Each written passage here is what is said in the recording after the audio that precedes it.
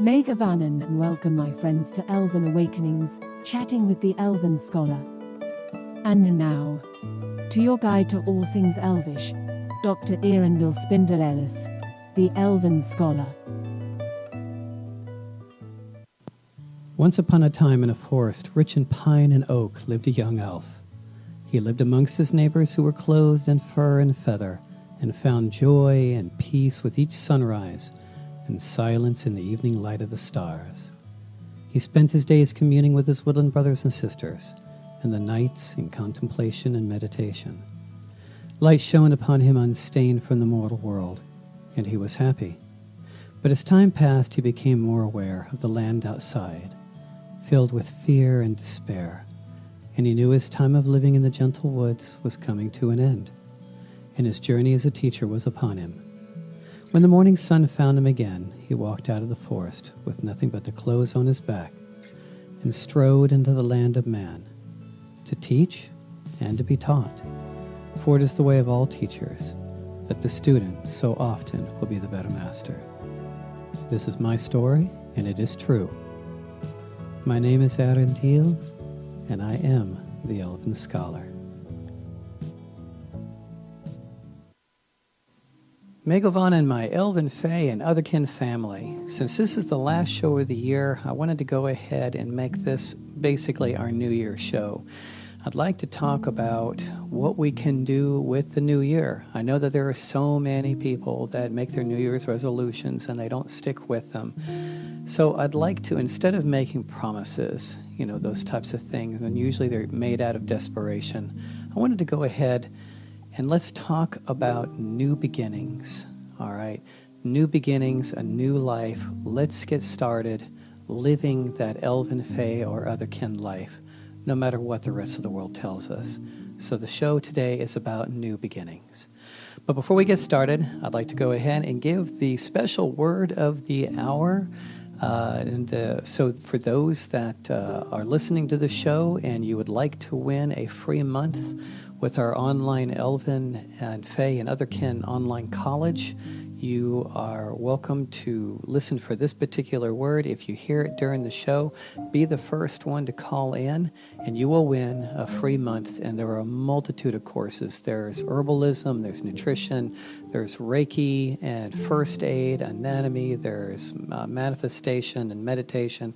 So many classes that you can take, and you get 1 month for free with Lamben Gomor, our Elven and Human College online. These are actual certified courses. You do actually get a real education out of this, and we've had students go on with new careers in the healthcare field. All right, so the word of the hour, first one to call in, well, after I say the word, will win the free month, and the word is rebirth, obviously in line with new beginnings. The number you can call in is 442-227-2187. It's 442-227-2187. Be the first to call in when you hear the word rebirth later in the show, and you win the 1 month free with the online college. Okay. New year, new beginnings. Let's try to make 2022 something far greater than what we've gone through in 2020 and 2021. Let's make the new year the time for us to say, in the Elvish language, it's faria na faria. It means enough is enough. We've lived our lives by the rules of others, by how they dictate that we should be, and by their worldview. Okay, let this year be the one where we decide to make our own world and see how we view reality. So again, new year, new beginnings. So I guess I'm a good example here. I mean, you heard my story in the beginning of this hour, and I have it at the start of every show as a reminder of what we can do. So here I was living alone in the forest. My only companions were the other animals, and I can say the other Fae that lived in the forest. And I was quite happy there. The nights were special with the stars. The days I would walk amongst the forest in the quiet and the peace. I wasn't disturbed. It was a very gentle time for me. But again, as my story is told, there came a time when I knew that I needed to leave. And I didn't need to leave for survival. I didn't need to leave because I was lonely. I was comfortable with my aloneness. I was comfortable with myself. But I knew that there was this natural desire within myself, and it is within every elven, fae, or otherkin who has had any amount of awakening, that you begin to have this natural desire to meet with others of your kindred, with your common ground, and to teach and to learn. As I say, we often learn more. The masters often learn more from the students than the other way around. All right, so I knew it was time for me to go. I knew I had other things I needed to learn that I wasn't going to learn there, and I knew that I had this great desire to teach. So what an example or a test of my knowledge for manifestation. I left the forest with nothing but the clothes on my back. I had no money. I had nothing of that type, just the clothes on my back. I walked out one morning, and by the time that day had ended, I had a place to stay, I had a job, and I began to practice more of the laws of manifestation in a world that was very unfriendly to elven kind, that was a very non-elven world on the surface. And a new beginning from a new chapter in my life. And I did it with nothing, all right, except my belief in the laws of manifestation and my ability, my desire to let go. I recently said in a show, I think it was the last show or the show before that, about how my wife, Famous, and I just moved from Northern California this past May. So it was a big year for us. We were living in our Elven Sanctuary. We had worked so hard and manifested this beautiful sanctuary, 158 acres in the mountains of Northern California. Very eco-friendly home we built. It was powered by solar electricity. The well was one of the highest performing wells in that area of California. It also was powered by the sun. We had an organic orchard, very small, but an organic garden and meditation areas, peace and quiet.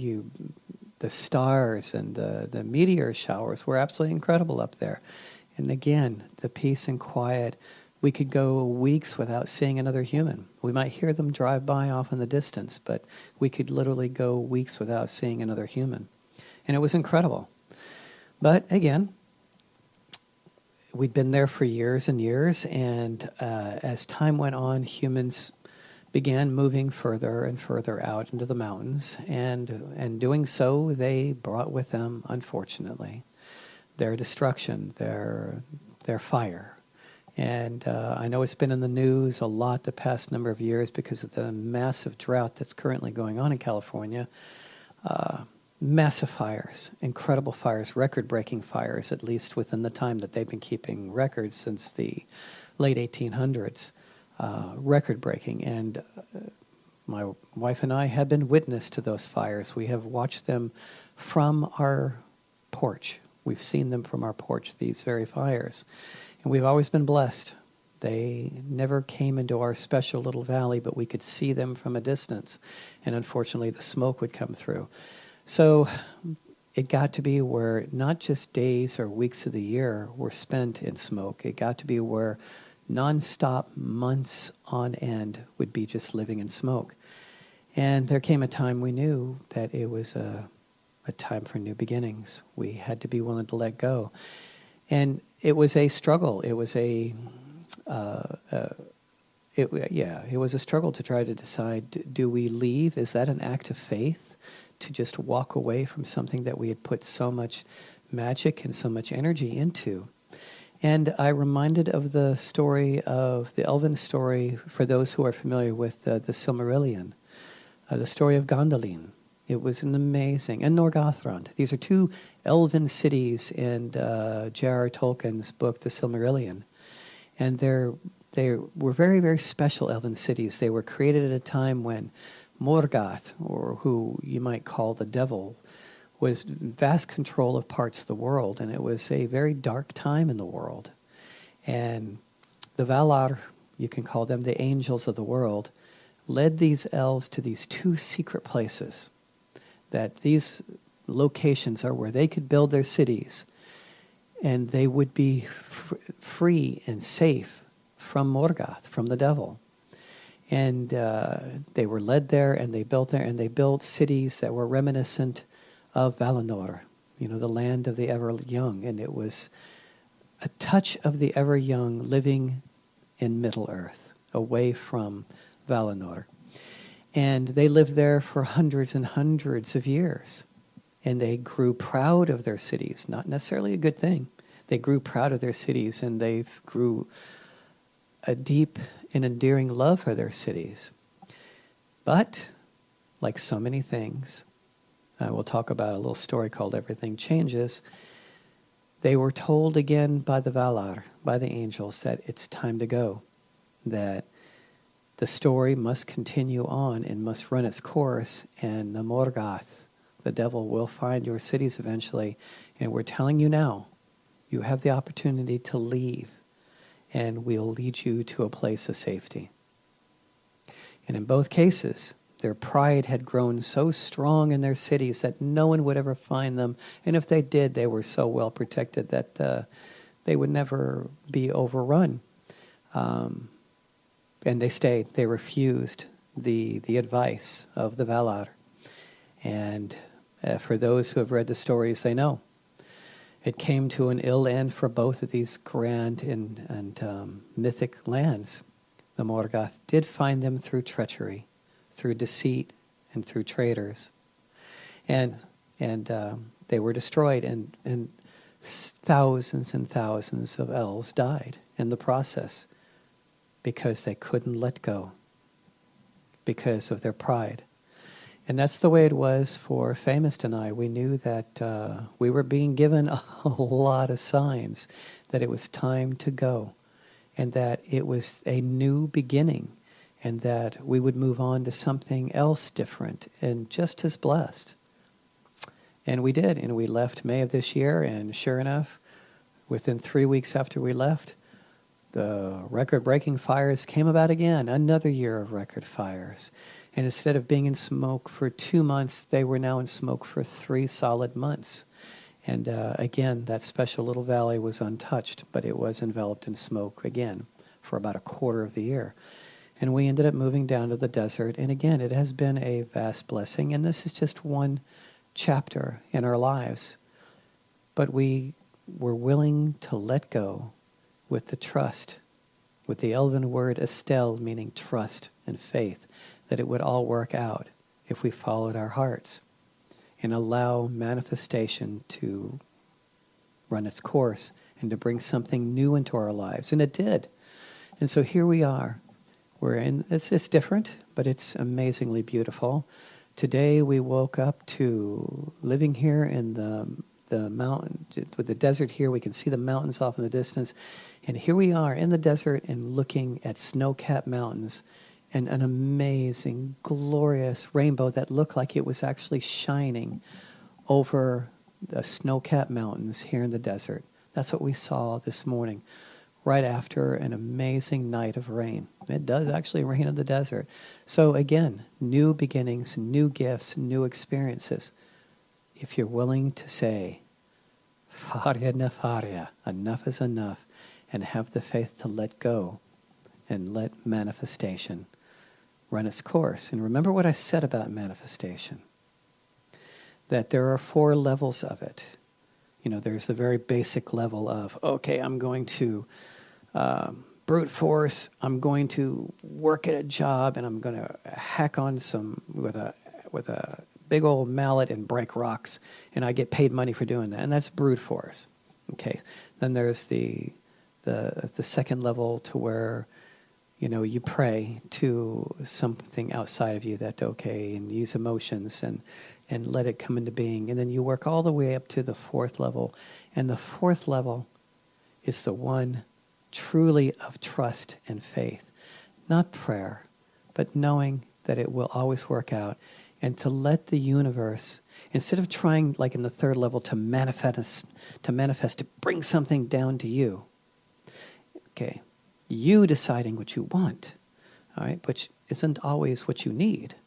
Instead, at the fourth level, and that's what my wife and I did with letting go of our Elven Sanctuary up there and moving down here, we allowed the fourth level of Elven manifestation, which meant allow the universe to work through us and let what needs to happen instead of what we want, instead of what our egos tell us.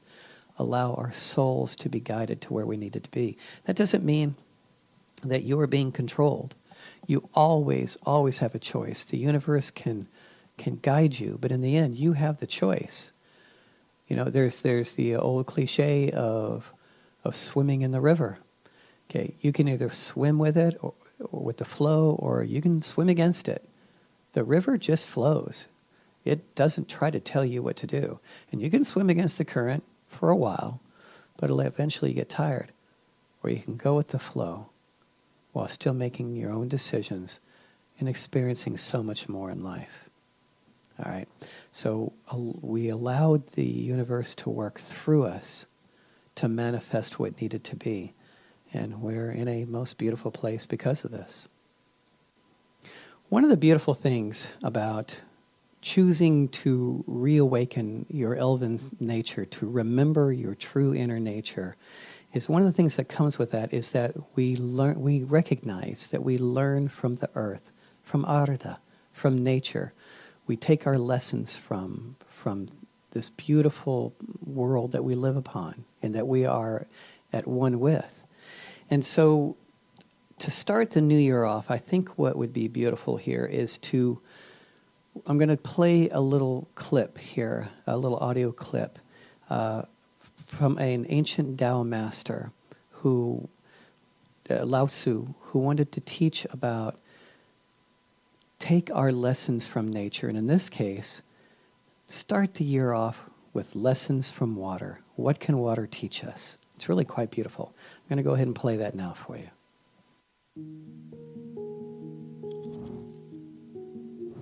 Be formless, shapeless, like water. The 7 Lessons We Can Learn from Water by Lao Tzu. Dwelling with the right location. Water naturally flows to the lowest point in the immediate vicinity. This can be the metaphor for a humble person, because the arrogant person is quite the opposite in always seeking the highest, most visible spot. Thus, we can say that water embodies the Tao of humility. It is the natural kind of humility that never needs to be faked or forced, and exactly the kind that we need to cultivate in ourselves. Feeling with great depth. Truly virtuous people are like deep pools of water. Not everything about them is apparent at first glance. They possess such remarkable depth of character that it would take quite some time to really know them. They are like the sunken treasures deep beneath the waves.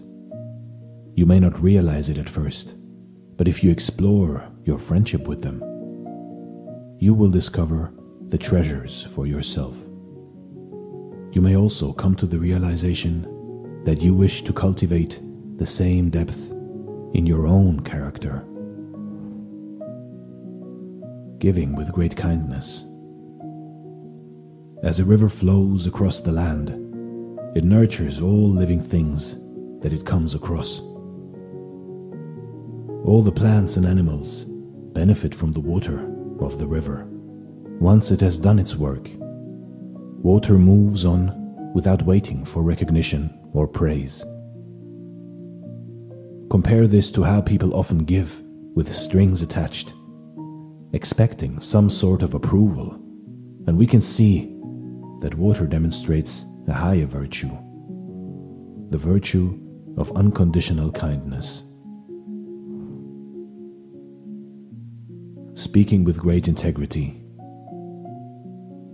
Water reflects its surroundings with perfect fidelity when it is calm and undisturbed. In the same way, those who study the Tao have an obligation to reflect the truth with the same degree of accuracy. With peace and clarity in their thoughts, they speak plainly and truthfully. They exhibit an impeccable integrity that can be sensed by others, thus winning the trust and respect from everyone. Governing with great administration. Water administers to all equally. All benefit from water, regardless of who they are, because water passes no judgment on anyone and makes no selection based on some preconceived values. Can we learn from water in this regard? If so, we will naturally treat everyone we come across with the same level of basic courtesy. This is the universal administration of the Tao, as demonstrated by water, handling with great capability. The great capability of water comes from great versatility. As it flows toward its destination, it handles all obstacles with the greatest of ease. It can flow to the left or the right, over or under, without slowing down or stopping. Also, water is not limited to its liquid form. It can also be steam or ice, thereby offering even more versatile flexibility in various applications.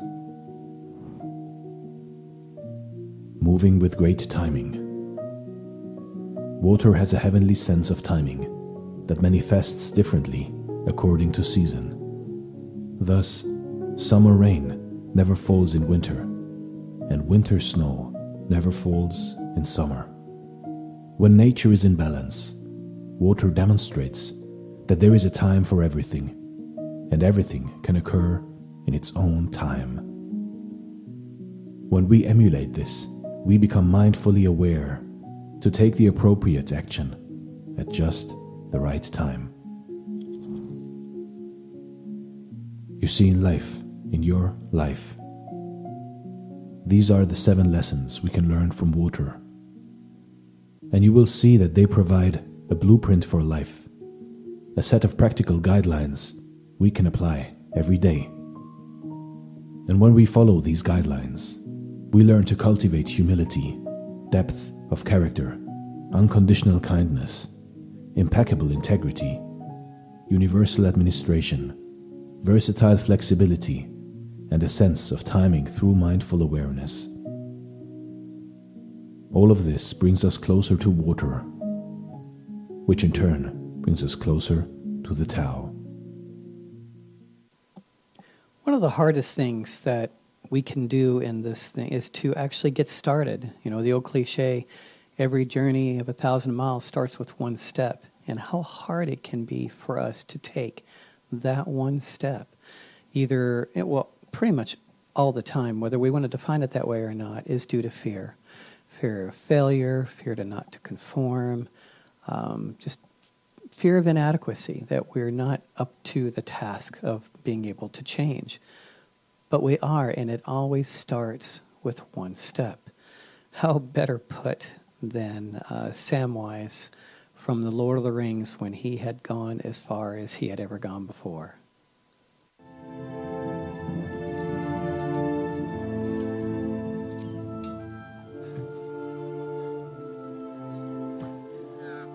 This is it. This is what? If I take one more step, it'll be the farthest away from home I've ever been.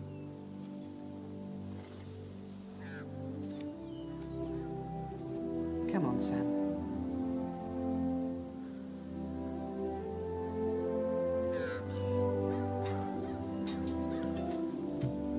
Remember what Bilbo used to say? It's a dangerous business. Frodo, going out your door, you step onto the road, and if you don't keep your feet, there's no knowing where you might be swept off to. Indeed, the road can be a scary one. I have been there. Again, from those who have watched some of my YouTube videos, I talk about how I've been all around the world, and I've been in so many different countries, and I've been in so many different adventures. I've been in war zones. I've been shot at. I've been in avalanches. I have been in the deserts and in the high mountains and stood atop high mountain peaks and the things that I've seen. And yeah, you could say there was a lot of risk involved, but the things I've seen and the lessons I've learned, it's called the hero's journey. Not that I'm a hero. I'm just saying this is a human observation over the thousands of years of human beings and their cultures is called the hero's journey. And it's the same characteristic of humans has been noticed. The same hero's journey definition has been described in cultures around the world. Dissimilar cultures that appear to have had nothing to do with each other, have been in no contact with each other, and yet they all seem to have a version of the story of the hero's journey. And it's about people who are taken out of a particular comfort zone, and they choose to take that opportunity to rise above the risk and the fear and the danger that they were put in and come out of it as a hero. What does that mean? But basically it's broken into 3 steps. There's the displacement, where our hero, male or female, is taken out of where they're at and they're suddenly put into a new world. And in fantasy stories and myths and legends, it's generally like a whole new world that they've never experienced before. We've read stories, of course, where the hero or the heroine, they are magically transported into another world. And it's like, oh my gosh, I'm completely out of my element. And for most people, they would just crumble and curl up out of fear and wouldn't move another step. But our heroes, they rise above it, and they go through the second stage, which is the stage of initiation, to where they begin to learn from the world, and they become initiated into the new reality. And they find ways to cope and to grow from that adventure to the point where eventually they get to the third stage, to where they return to where they came from. Only now they return as teachers to help pass on the knowledge that they've learned. And the world is so full, I can tell you, the world is so full of adventure and magic. There is indeed magic in this world. I have seen it for myself and been a part of it, because we are all a part of magic. It is within each one of us if we would just let it happen, if we would just take the time to let things go that we no longer need in our lives, and to look within for the truth instead of outside of what the TV or the media or other people are telling us, and to allow ourselves to awaken to our own inner truth. And it's okay for things to change. Change can be a very good thing. There's either flowing water or there's stagnant water. All right, which one do you want to be? There's a beautiful little, again, a Zen story, and it's called Everything Changes. Suzuki Hiroshi, I've been listening to your lectures for years, a student said during the question and answer time following a lecture, but I just don't understand. Could you just please put it in a nutshell? Can you reduce Buddhism to one phrase? Everyone laughed, and Suzuki laughed. And his answer simply was, everything changes.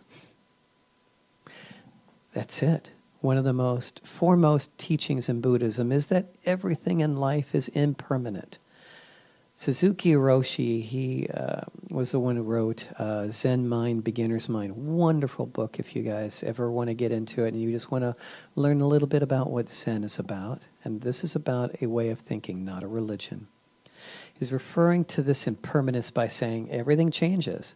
This is a very deep teaching, but it's simply summed up in very simple, that because it encompasses everything, you can contemplate for hours on end and not realize the full magnitude of the principle of impermanence, that You are impermanent. Your loved ones are impermanent. Your home is impermanent.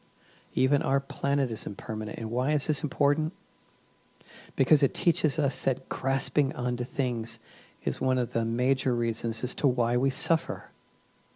We need to live being aware of the ever-changing nature of reality and appreciate the present moment we're in. It's not in this case so much of letting go. It's really about just not grasping in the first place. If we could learn to live this way, we can find peace in our everyday life. So yes, I talk very often about letting go, getting into the new year and letting go. And how much more blessed is it if we can live this new year not having to let go because we didn't grasp in the first place. Again, I've told this before, a very simple cliche, Elven cliche. Water flees from a grasping hand, but pours freely into ones that are open. You don't have to grasp at things for them to be in your lives. Again, it just starts with a single step, being willing to trust what that inner nature is telling you to do. Beautiful little story of the Lion Cub. Obviously, you can tell I do like telling stories. The Lion Cub, it's a story about walking. And this little lion was just getting ready to walk and had decided to overanalyze his little life. And he asked his mom, he said, "How do you start walking? Do I move my right leg first or my left leg first? Do I move them both at the same time or do I hop? Do I move them to the left and then move them to the right? I don't know how to walk, how to start walking." And the mother lioness, she just looked at him and said, "You just start. You just start. Just go ahead and start walking. And you're going to fall sometimes, very likely. I have fallen so many times.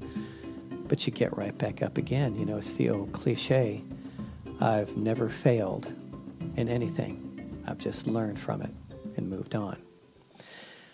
There's another beautiful story about, are you going to live your life in a mundane, boring way to where you live, you're born, you die, and you never achieve anything out of this life? Because I can promise you, you will come back and you will do it again and again and again until you get it right, until you're willing to just break out of the mold and go see what life really is all about and to start from within.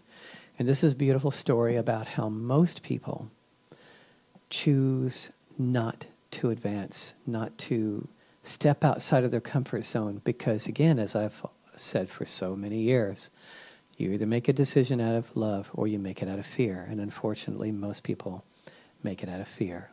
And this is about the Creator. When He created people, or she created people, gave them words.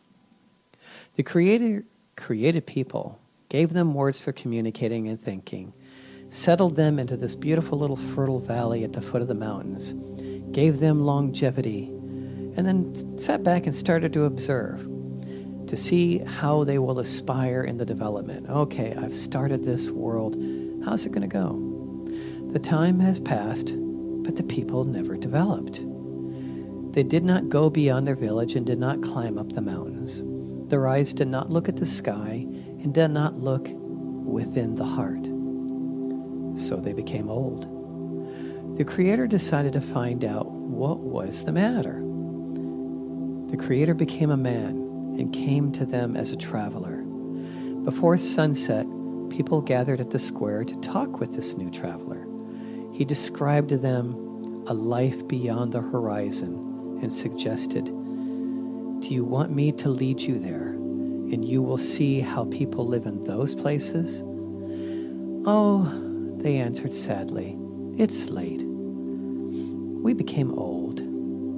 "Then come with me to the mountains to look up at the world from the top." "Oh, it's too late. We have no energy." "Look at the sky," the traveler said to them, "and I will tell you about the life and the kingdom above." They answered again, "It is late. Our mind will not understand your story." The traveler became sad.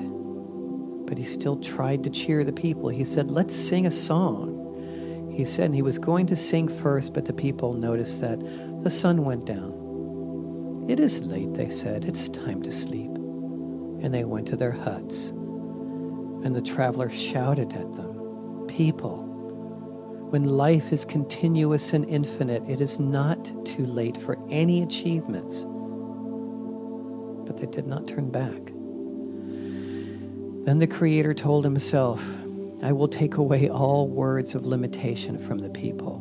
Late and not, impossible, far, high, hard, will not understand, and will place in their hearts the joy of infinity. Maybe they will perceive my law. Nothing is late, because there is no end. There is only the beginning. If only that could happen to us. But then again, we would just be robots and we wouldn't have learned it on our own, because one of the most beautiful gifts that we were given was the opportunity and all the time in the universe to learn our lessons. So maybe it's time for us to get started.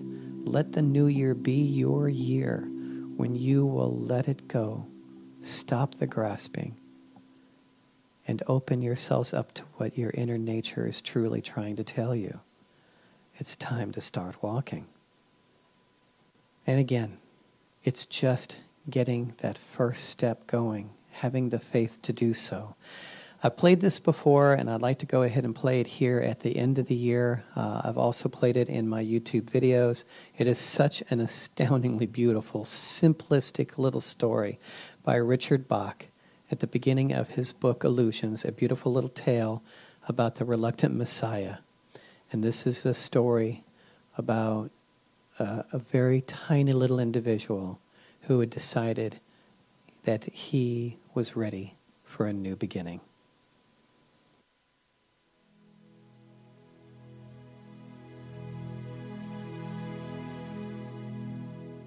Once there lived a village of creatures along the bottom of a great crystal river. The current of the river swept silently over them, all, young and old, rich and poor, good and evil, the current going its own way, knowing only its own crystal self.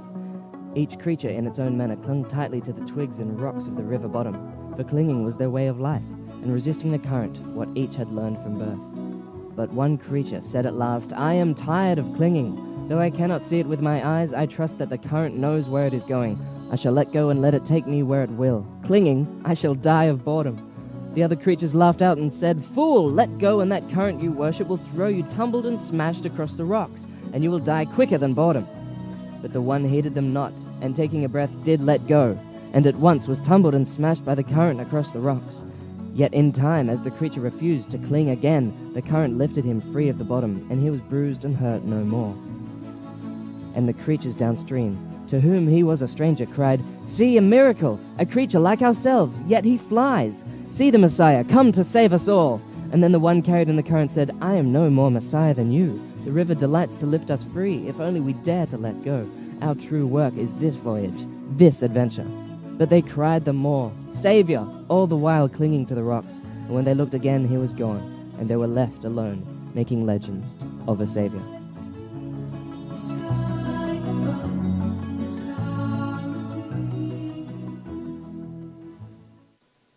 The clinging doesn't have to be something physical like in this story, grabbing onto twigs and rocks. The twigs and rocks in our lives can be concepts, other people's belief systems, other people's demands that we conform to their worldview. You can be like that little creature and let go of their world and flow with the current and see life as so few today do. Okay, so one more song before we take a station break and go to the open mic section of our show. And this is a beautiful, simple little song from the Hobbit cartoon back in 1977. And it's called Roads Go Ever On and On. Maybe this will be your road.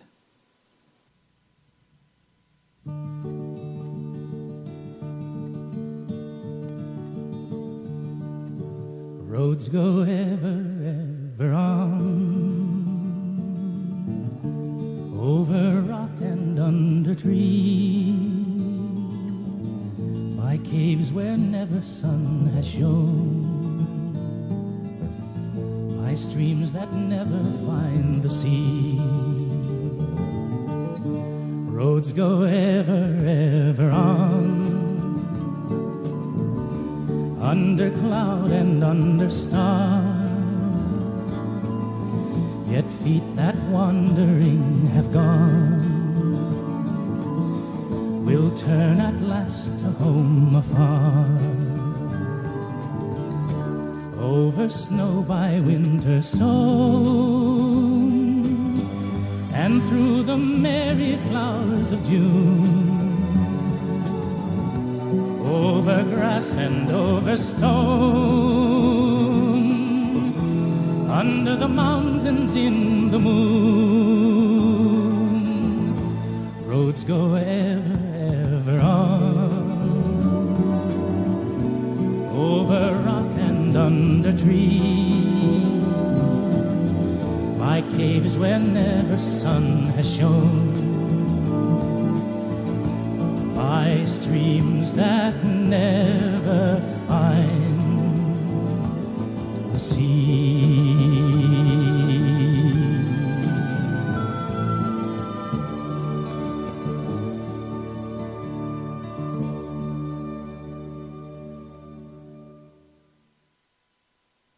We're going to go ahead and take a short station break right now, and then when we get back, we'll be taking callers for our Chatting with the Elven Scholar. This is Elven Awakenings, Chatting with the Elven Scholar on Heroes and Mortals Radio. We'll be right back. When you go to college, you expect the high halls and libraries filled with old books. But much has changed, and in today's world, online schools have exploded in popularity. Please join us at Lambengomor, the world's first online college with a nod towards Elven and humankind alike. With Lambengomor, you can start a new career or a new life in the holistic health field. Learn a new Elven language, study history and culture or the environment. We believe everyone deserves an affordable education with personalized attention. We provide full certifications in the following fields: home herbalist, Reiki levels 1 through Reiki master, nutritionist, first aid, Elven history and culture, Elven languages, Quenya and Sindarin, anatomy, botany, introduction to archaeology, ecology, astronomy, and Elven laws of manifestation and meditation. We also offer full diplomas in the fields of medical herbalist and medical nutritionist. More classes are being added. Many students have already found new careers in these fields. You can pay for your classes outright or join a low-cost monthly subscription which allows you to take as many classes as you like at one time while you maintain the subscription. This college was founded to give you a chance to expand your horizons while believing in who you are. All classes are certified and are aimed at helping you start a new life and a new career. Adult study programs for both elves and humans alike, designed specifically for you.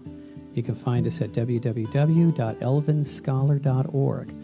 Discover what is inside of you. Be who you are at Lambengomor, the Elven School of Lore Masters. All right, it is mic time, so we're back, and please feel free to give us a call at 442-227-2187 if you've got any questions or comments that you'd like to make while on the air live. Again, that is 442-227-2187, or you can email me at radio@elvenscholar.org. radio@elvenscholar.org. I will be checking that during the show in case you've got anything that you wanted to send out, so I will respond to it while we're on. And by the way, that phone number isn't a United States number, so if you're in the United States or Canada, it's free, so I'm not sure about anywhere else where you might be in the world. Okay, again, every morning is a time for rebirth, and it is a time when you get a chance to make some changes in your life if you want to. And this is a show about the new year coming up, so let your new year take that opportunity and make it a time of rebirth for you as well. Take that chance maybe and find out who you truly are within. Okay, we got some announcements to make, and then I'm going to go talk about, did you know, some fun facts, okay, before we move on to the final thoughts. If you might have noticed that in the past show or two, we are not doing much on the way of story time during the radio show now because we have moved that to the new show, which is Mythic Tales of Hope by the Elven Scholar, and that starts at 3 o'clock again. Today is the new time slot. We'll talk more about that in a minute. We're also very happy to announce that sometime in January, we will be airing an interview with the fantasy author B.J. Franklin. He is the author of, and forgive me, Mr. Franklin, if I pronounce this wrong, but he's the author of the Azalam series. It's a series of books, wonderful. I'm currently reading them now and enjoying them very much. The first book is Azalam, Rise of the Mountain God, and book 2 is Azalam, The Shattered Accord. You can find them both on Amazon. I highly recommend them if you are into the fantasy genre.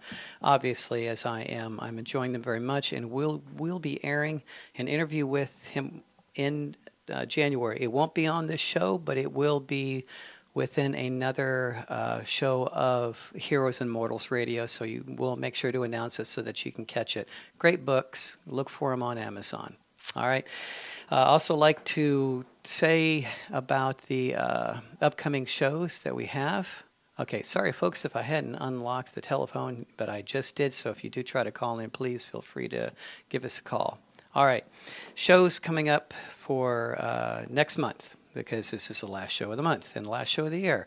We're going to go ahead and start the new year off pretty heavy duty. I've had this request from a listener before.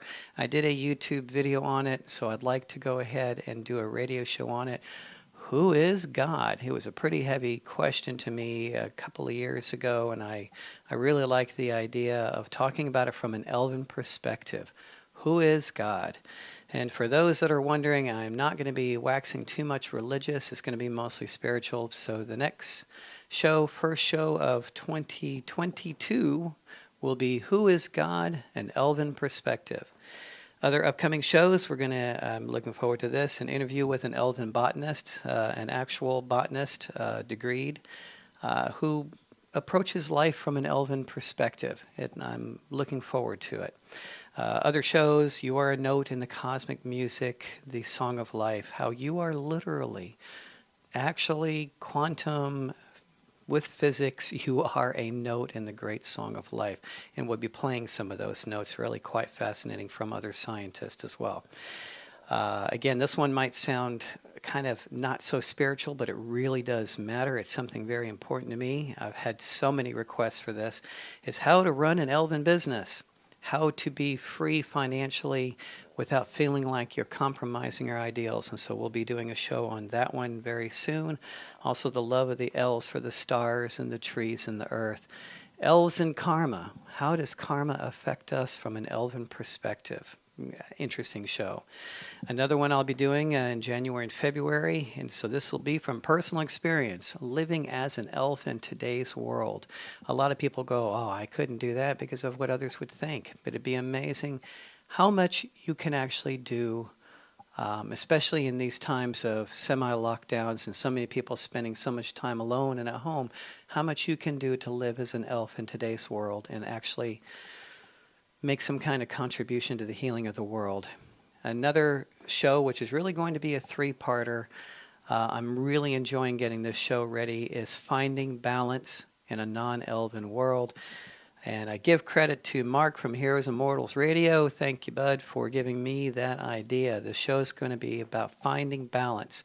And it's going to be, again, a 3-parter. First show is going to be finding balance in a physical world with your body, how to find balance. Show number 2 is to how to find balance from a spiritual point of view. All right, on a spiritual level, emotional. And finally, the 3rd show will be how to help find balance in the world itself, how to help heal the world and to help, at least from your part of it, to bring this world back into balance. Maybe all together we can do something about it. All right, so other shows will be about Elven evolution, and a very controversial show I know will be coming up will be about Elven diet. A lot of people, some people really love me talking about this, and others really love me talking about it just so that they can argue and debate about it. We can talk about it in a very mature way. I look forward to anybody wanting to call in and talk about it. Elven diet. At least how do I perceive, how do elves live a compassionate life? Since we're here to help heal not only ourselves, but others, how can we do that in a compassionate way and help with the world? Okay, there'll be a lot of other shows. A really fun one that's coming up very soon is The Spiritual Path of Tom Bombadil. Tom Bombadil, a lot of people know about him who have read Lord of the Rings. You wouldn't see it in the movies. It was left out. And again, I get it. It was a very long set of books, and so you're not going to include everything in there. A lot of people were upset that such a wonderful character as Tom Bombadil was left out. But we're going to talk about the spiritual path of Tom Bombadil, a character that not even the One Ring had any effect on him whatsoever. Okay, and another announcement premiering today at 2:30 is Encounters with the Good People with Kitty.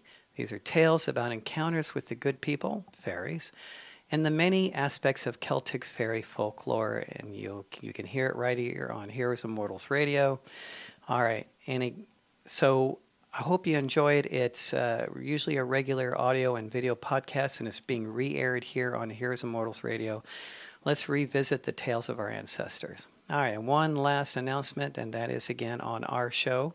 This will be the second episode coming up at 3 o'clock today as our regular time, and that is Mythic Tales of Hope by the Elven Scholar. And we're going to be telling tales of Elven Fae and otherkin lore, stories from a distant past, along with poetry by the Elven Scholar and also those who have donated from our listeners. All right, so that's at 3 o'clock today if you'd like to key in and hear it. Okay, so that pretty much does that. So I'd like to go ahead and take a couple minutes out. This is a lot of fun here. These are, my wife Famous actually got these together for me. These are kind of like some of the fun things to know, or did you know about the filming of Lord of the Rings? Some of the things that they did, for example, for those that watched the movies, and I know probably a good number of you did, the orc blacksmiths that were making the weapons, they were down inside that big old pit in Isengard, where they were down there and they were making the weapons for Saruman. All right, what is pretty cool is to know is that those orcs down there were actually Weta workshop staff who were making the weapons. So the staff who actually made the weapons for Lord of the Rings were the orcs down in the pit making weapons. All right, so that was kind of neat. Another thing was, for those of you who've noticed that the orcs, their mouths themselves were black. They weren't red like a lot of most other people. And it said before filming, the orcs had to swish licorice-based mouthwash to get that right look. Okay, as the orcs have black blood, it was only natural that the inside of their mouths should not be pink, but black as well. To achieve this, the orc actors had to swill a licorice-based mouthwash prior to each of their scenes. And literally probably just moments before their scene, they had to swish it. I can tell you as a holistic doctor, we've used licorice root quite a lot of times with our patients. And it's really wonderful. We used it with babies, especially those with colic and things like that, because it can definitely help them go to the bathroom. But what's interesting is licorice root is 50 times stronger, sweeter than sugar. And so, and it's got, obviously, its own unique taste. So I can imagine what these folks look like when they were having to swill this around in their mouths. And of course, they obviously had to keep it in their mouths for a little bit in order to temporarily stain them black. So more power to them for doing that. And Alka-Seltzer was actually part of Lord of the Rings. Alka-Seltzer helped make the Shelob, that was the big spider, scene more visceral. For the scene in which Frodo gets pierced by Shelob the spider, Elijah Wood had to have two Alka-Seltzers hidden under his tongue, which he chewed up to create the white foam. The foam then leaked out of his mouth, and there we go. So I can imagine how that probably felt when he did that.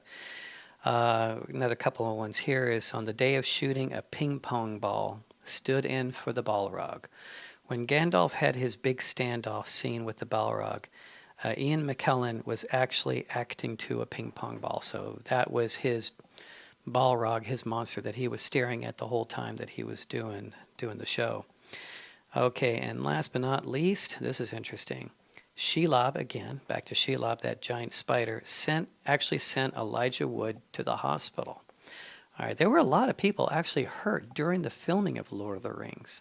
I'm not sure how many of you are aware of that, but for example, in that one scene where Aragorn gets so frustrated because he thinks the hobbits Merry and Pippin were killed, he gets really frustrated and he kicks the helmet and he gives out that huge scream. That scream was real. They decided to keep it in the show because it really fit well and it was so realistic. It's because when he kicked the helmet, he broke his toe. And so he was yelling because it hurt, so they left it in the show. So that was kind of interesting. But anyway, while Frodo is stabbed by Shelob's stinger, Elijah Wood was actually stabbed with the prop. He was actually stabbed. On the extended DVD commentary, he and Sean Astin comment that it was not only very, very painful, but actually did damage to the point that Wood had to stay in the hospital for a couple of days. Astin jokes on the commentary track that they had used appendicitis as the excuse. So originally when it happened and he was stuck in the hospital a couple of days, they actually said, oh, Elijah Wood had appendicitis. And I think I remember that as well. And that actually wasn't the truth. He was stabbed by a giant spider enough to where it kept him in the hospital for a couple of days. So, okay. I think that will do it for now on that. So we're going to get ready to go on to final thoughts for the day. So again, let this new year be the year that you remember who you are. I'm not asking you to make New Year's resolutions. They're notorious for falling apart and not working too well, and then we feel guilty because we didn't stick to our promise. Let's just try our best to become quiet and to get to know ourselves a little better. All right, we're going to take a short station break here, and then we will be right back for final thoughts. Thank you. Deep in the forest is a place filled with artifacts of an age gone by, a time when elven and fairies and all those of otherkin knew who they were and remembered our mythic past. It is our pleasure here at Elven Artifacts to present some of those memories. With the rising cost of so many things today, it is becoming harder to find those precious gifts that pass along an air of myth and magic to our homes and to our individual lifestyles. Within this store, you may find that one particular treasure that reminds you of your gentler past, something to help grace your home with our memories. It is our goal to keep everything priced in such a way that makes it available to as many of our gentler folk as we can. Through the magic of 3D printing, we are able to offer them at a greatly reduced price. We are including Elven, Fairy, D&D, and other kin products such as statues, wall plaques, bathrooms, kitchenwares, musical instruments, smartphone accessories, clothes, and so much more. In keeping with our Elven traditions, all items are made from eco-friendly biodegradable materials. The plastic is made from sugarcane and bamboo. You're also welcome to customize your own artifacts. One of the most important features of this store is the ability that allows you to customize an item. You can have your name written in your language or in Elven, and even customize the images placed on the items. Please let us know what you're interested in designing, and we will try and help you, again, at an affordable cost.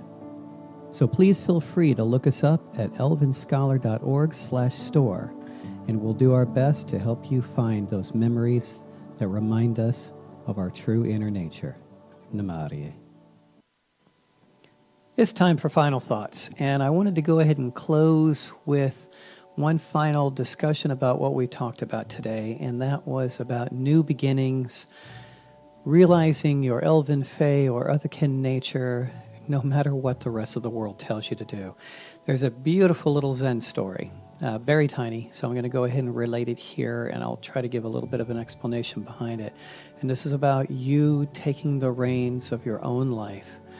Let this new year be the one where you decide how you're going to live and not let someone else make your decisions for you. And the name of this cute little Elven Zen story is called Be the Boss. A horse suddenly came galloping quickly down the road, carrying a gentleman upon him. It seemed as though the man had somewhere important to go. Another man who was standing alongside the road shouted, "Where are you going?" And the man on the horse replied, "I don't know. Ask the horse." This is a short but well-known Zen story with a powerful meaning behind it. The horse symbolizes our habit energy. The story explains the way we usually live, at the mercy of our old habit energies, which have been established not by our intentional actions, but by our surroundings and mindless activity. The horse is pulling us along, making us run here and there and hurry everywhere, and we don't even know why. If you stop to ask yourself from time to time why exactly you're running around so much, sometimes you might have an answer, but it's never a very good one. You're just used to it. It's how we're taught to live. But as much as we run, it gets us nowhere. We need to learn how to take back the reins and let the horse know who's boss. You're the boss. You've always been the boss. So you can start acting like it. So it's not just that others are telling us what to do and we're conforming to whatever is their idea of a world vision. It's also that we're addicted to our own habits. How many times people make New Year's resolutions and go, I'm going to lose weight this year, or I'm going to pay off my debts, or I'm going to save money, or I'm going to do something. And easily the statistics are over 90-something% that most New Year's resolutions never get adhered to. They don't stick to their own promises because their old habits creep in. If you want to be an elf, be an elf. If you want to be free, be free. Make that decision and let go of those old habits. I wanted to go ahead and close off with a beautiful little poem by Eruana. Again, our very sweet elven sister in the country of Estonia. And it's called The Elven Perspective of Life. And again, it's all perspective. Your life is what you choose it to be and how you choose to view it. It's a very simple poem of, it's just our own perspective. Time for us does not go slow, as we live only in the now. We don't dwell in the past or hold on to the future. Much may happen, but we will remain, as there is no such thing as the elvish bane. Death over us has no claim. We may die for our kin or of a broken heart, but we were meant to live on from the start. When our time is over from this world of men, we will go to the undying lands and never dwell here again. We do have a prophecy that we won't be forgotten forever, because there will come a day when we come back from Valinor and gather all of our fading kindred who still live in the world. Together we will march towards Valinor, and we will take the men with us, only if they will stay true to their elven hearts. Again, thank you, Ariana. Beautiful, sweet poems. Okay, well, that will finish us for today. I hope all of you have a most blessed and gentle New Year's, and may it be safe. And let's go ahead and let's take that opportunity to get started. Thank you for listening, my friends. And until we are together again next week, may you all be blessed by the elves. My name is Dr. Erindia Spindalelis, and I am the Elven Scholar. Namarie. Megavanen, and welcome to our YouTube channel, The Gentle Musings of an Elven Scholar. My name is Dr. Erindia Spindalelis, and I am the Elven Scholar. Join me on this journey exploring all things Elven. Learn about Elven culture, healing, diet, meditation, and Elven spirituality. Come and take this adventure with me, and together we can find that inner light and balance that exists within each one of us. Namarie. Leave your Tinkerbells at the door and bin your fairy godmothers. I'm Kitty from Encounters with the Good People. Together, let's explore who or what fairy really are. Some say they are ghosts, cryptids, aliens, or spirits of the reincarnated. But do they dwell in our realm or in the other world? Join me as we visit the tales of our ancestors, as well as recent encounters with fairies, to find out. New episode every Sunday at 2:30 p.m, right here on Heroes and Mortals. Cheerio!